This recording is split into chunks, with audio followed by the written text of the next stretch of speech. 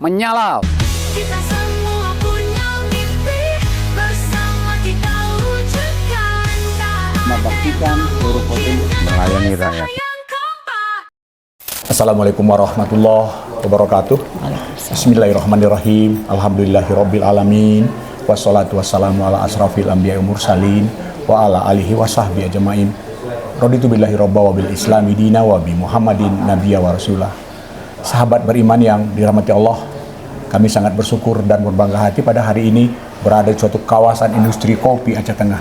Kawasan yang mendorong, memberikan nilai tinggi buat Aceh Tengah. Karena ekspor kopi dari kawasan komplek Katiara ini 70% itu menembus Amerika, kemudian 30% lagi menembus Eropa dan Asia. Bukan main-main, sekali lagi bukan main-main. Untuk itu kami sudah bersama seorang ibu perempuan hebat, tokoh gender hebat yang memiliki wawasan dan pandangan yang luas tentang bagaimana Aceh Tengah ke depan lewat kopi yang menjadi andalan ekonomi Aceh Tengah. Assalamualaikum Ibu Rahma Katiara. Waalaikumsalam warahmatullahi wabarakatuh. Alhamdulillah sehat, ini dengan hadirnya Bapak tambah sehat. Mainannya ini Indonesia luar negeri terus ini ya? Itu kalau ada event Pak, kita setiap tahun itu ada event namanya SCAA. SCAA dulu, Ya. baru nanti pertengahan tahun itu SCAI. Jadi kalau SCAA adanya di daerah Amerika. Ya. Itu apa yang event gede seperti apa? Event itu berkumpul seluruh dunia Produsen pedagang kopi, produsen, baik roaster, baik buyer itu Ya. di situ berkumpul. Jadi berangkatnya Rahmah ke sana tuh bukan kemauan sendiri, itu kita diundang oleh buyer, biaya dari buyer, disiapkan kita penginapan sampai ke Magicom, beras, kecap halal itu disiapkan untuk Bukan Rahmah. dibiayai negara ya? Enggak ada biaya negara, itu buyer yang biaya. Nah, kita kemudian bawa jenis kopi di sana untuk dipamerkan. Kita nggak bawa, kalau pertama kita jemput bola bawa sampel. Ya. Jadi kalau ada pameran setiap stand kita kasihkan sampel-sampel. Setelah itu baru kita tinggalkan kartu nama, itu Ya. awal. Ya. Tapi mulai dari 2015 sampai dengan 2024 Ya. kita itu sudah diundang setiap tahun berangkat ke sana. Kemudian di sana apa saja acaranya? Ya di sana kita sudah punya jadwal. Ya. Nanti dari jam 8 sampai jam 10 kamu Rahmah sama Royal Coffee ya. Nah, jadi kita di standnya disuguhinlah kopi gayo dengan produk umpama Queen Ketiara. Itu produk Rahmah yang paling laris. Terus nama desa kopi bias Penantan. Jadi peminatnya itu hadir di situ. Iya. Jadi ini terus bayarnya bilang gini, ini loh Bu Rahmah, produsennya mewakili petani datang. Kalau kalian mau tanya-tanya silakan. Oh begitu ya. Nah, kebetulan Rahmah kan nggak bisa bahasa Inggris, Ya. jadi harus ditranslate. Kebetulan kita bawa anak. Ya. Itu. Dan itu berlangsung setiap tahun. Setiap tahun nanti Rahmah kopimu enak. Terus kita bilang ada nggak yang perlu mungkin prosesnya kami salah atau alatnya apa? Tidak, pertahankan caramu karena mereka sudah pulang dari sini. Setiap tahun. Kemarin baru pulang dari Belanda satu, dari Inggris satu, baru aja pulang 3 hari yang lalu. Artinya reputasi kopi gayo di Amerika itu masih sangat bagus sekali. Sejak putra-putri daerah ekspor, baru kopi gayo itu lebih dikenal oleh buyer. Sebelumnya kopi itu dikirim dari Medan. Sehingga stempel banknya Medan ya. Itu kita nggak tahu, tapi mereka heran, ini kopi kok enak ya. Sampai ada buyer bilang, Rahmah, kopimu rasa ganja. Hah? Kok rasa ganja? Oh iya, dulu memang nenek kami ganja itu jadi tanaman. Kalau sekarang kan nggak lagi. Kan nenek kita pernah cerita, di sini tuh dulu ada ganja, tapi digunakan untuk ngesop daging, untuk itu, bukan untuk yang lain-lain. Saat ini kan udah disalahgunakan, jadi nggak lagi. Mungkin asal usul kopi itu dari situ, makanya bagus, rasanya memang mantap. Itu mereka yang di dunia internasional kopi gayo sudah sangat terkenal. Saya masuk ke dalam negeri. Seperti apa pembinaan petani kopi di Aceh Tengah? Sebenarnya petani kopi Aceh Tengah itu Pak tidak perlu kita bina. Kan di sini kebanyakan kebun itu udah dari turun temurun. Kayak Rahmah juga, kakekku Aman Selamah Umang. Dia pedagang dan petani kopi.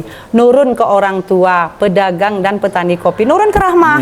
Jadi tentunya kami itu udah diajarkan turun temurun. Caranya memang hanya cara tradisional, tapi itu yang disukai buyer. Iya. Tidak banyak kena mesin-mesin yang canggih-canggih itu merusak kualitas kopi.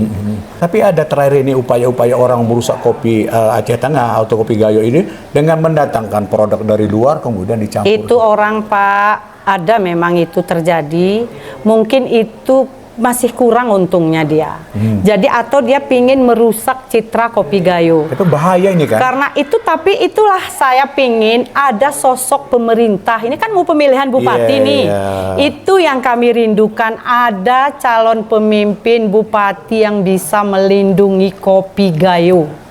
Tidak diblend dengan kopi luar, karena di luar sana kopi Gayo sudah terkenal, sudah dicintai, harganya mahal.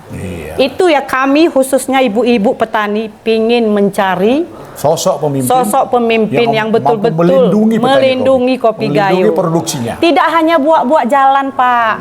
Kalau buat jalan untuk apa? Jalan yang ada sudah ada, tinggal nempel-nempel lagi.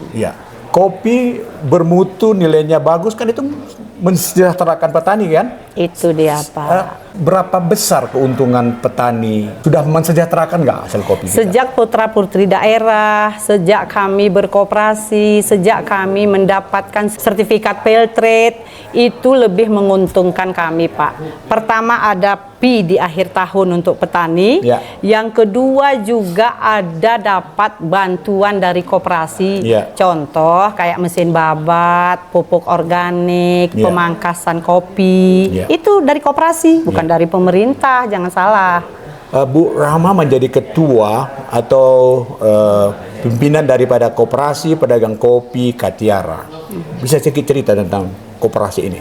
Berapa koperasi anggota? Ini Pak awalnya berdiri 2009, ekspornya 2013. Kita tuh kan sebenarnya pedagang lokal. Dari pedagang lokal kita coba ke Medan.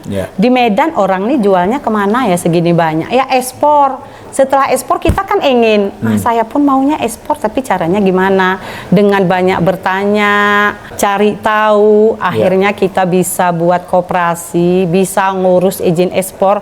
Izin ekspor tuh Pak 3 kali diperpanjang baru bisa ekspor. Karena kami ini udah semangat urus izin ekspor dulu, baru mencari buyer, kan keliru, akhirnya mati izin ekspornya karena pembelinya nggak ada. 3 kali diperpanjang baru bisa ekspor.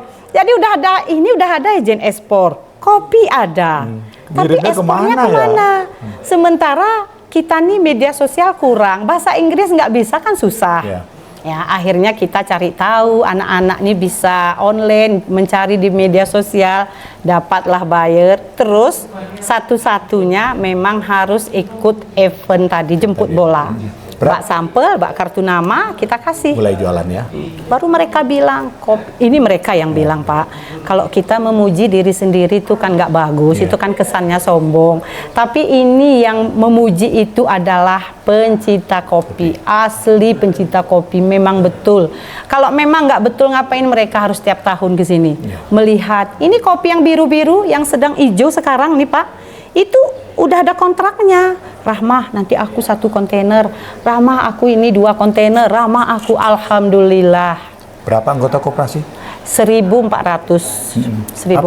petani dari 2 kabupaten Bener Meriah Aceh Tengah. Oh, gabungan ya? Ya, 70% petaninya perempuan.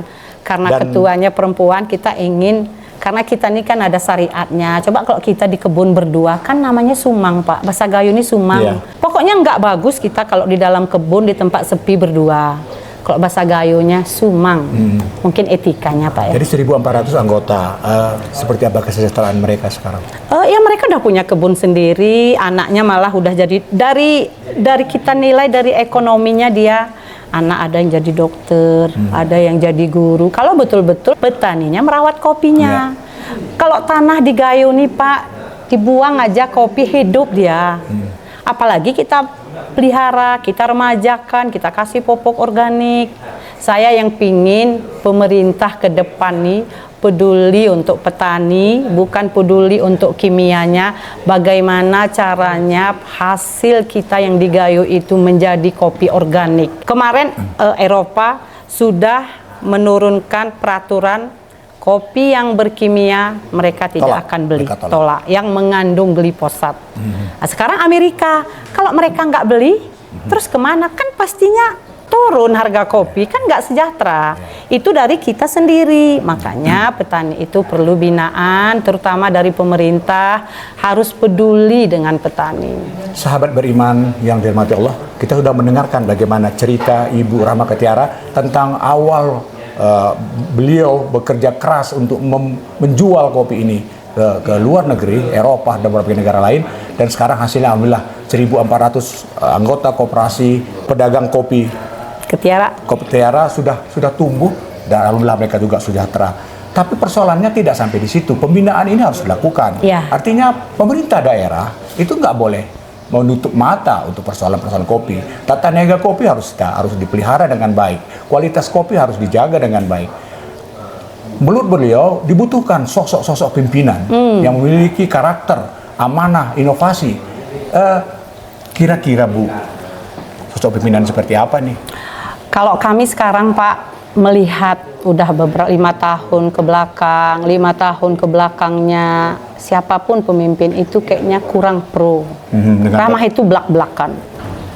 Saya bilang kami koperasi bayar retribusi, ngirim hampir setiap minggu, tapi tidak ada sedikit pun Sentuhan dari pemerintah. ini istilahnya ini dari Ketiara ini sekian banyak. Kan retribusi untuk daerah. Ya. Bayar pajak miliaran. Untuk siapa? Kan untuk pemerintah. Ya harus peduli dong sama kami, Datangi minimal. dong, Ini uangnya dari mana ya? Oh ini kenapa bisa jadi ngirim banyak Ketiara nih? Berarti kopinya gini-gini. Itu yang kami ingin. Kami ingin ke depan tidak mau keliru, tidak mau salah pilih lagi, tidak mau menyesal 5 tahun untuk memilih pemimpin daerah kami. Saya menghimbau untuk, ini bukan kampanye, tapi menghimbau khusus untuk petani kopi, kita harus jeli melihat, harus bisa menyaksikan. Pilihlah pemimpin yang betul-betul peduli dengan kita, untuk kesehatan kita, untuk lingkungan kita. Itu yang paling. Ada beberapa nama yang muncul, tapi yang paling pertama yang sudah mendapat tiket untuk bertarung di konstelasi kepala daerah 2024 nanti adalah Beriman. Apa pandangan kakak tentang Beriman? Beriman ini kan bisa aja ucapan, kan kenyataan, masa lalunya kita lihat. Ya, tracknya ya. Kita kan pengen lihat kalau calon pemimpin sekarang yang kami jagokan dari Partai Keadilan. Itu Bardan dengan Pak Karim Ansah. Kayaknya kami mendukung ke situ, Pak. Pak Karim Ansah ini sejarahnya boleh kita lihat. Ya. Jujur, mata waktu Sikda dia jujur. Menjadi anggota DPR Bardan tidak pernah masalah.